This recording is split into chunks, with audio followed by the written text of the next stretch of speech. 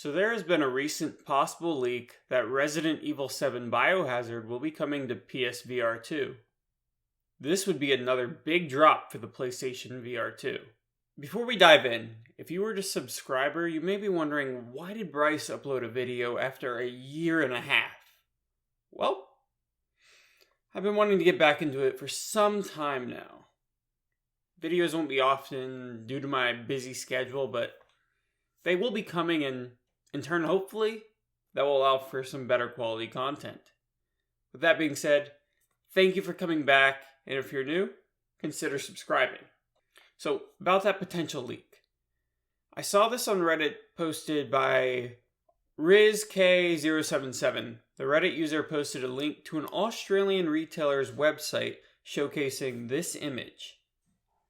If this is a real PS5 version of Resident Evil 7, it states at the bottom left that there will be VR interactivity. But is this really a PS5 version? I don't think there's any way to know unless Capcom were to confirm it themselves.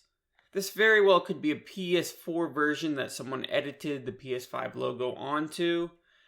I do find it crazy that a merchant would be listing it before Capcom even announces it, but who knows? Maybe it's possible. Either way, it would certainly make a lot of sense for Capcom to port RE7 to PSVR2. They added VR2 support to Resident Evil Village when the VR2 came out, and that was 2 years ago since the original game released. After the success of 4's VR mode, I could totally see them adding 7 to the list. I think most will agree that Resident Evil 7 was a reinvention and an absolute nightmare. This game truly brought horror back to Resident Evil 7 in an amazing but frightening way. The horror experience dropped quite a bit with Village for the most part.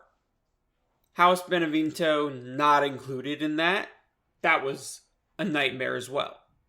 But imagine that in a whole game. That's exactly what RE7 on PSVR2 would be. Incredible, but completely and utterly terrifying.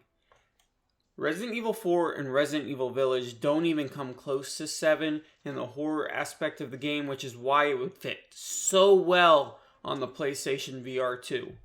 While Resident Evil 7 was on the original PSVR, and some might think that'd be an easy port that should have been done by now, but it was barely a VR game. We could turn our head to look around, but we had to use the DualShock controller, which can kill the immersion.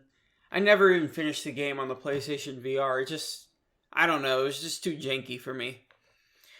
Resident Evil 7 on VR2 with full motion controls would be mind-bending. Even if this isn't real, I sure hope Resident Evil 7 will come to PSVR2 eventually. What are your thoughts on this? Do you think this is legit? If you watched this far, I appreciate your support, and if you enjoyed the video, go ahead and smack that like button. Keep a lookout for my next video. Thanks again. I'll catch you on the flip side.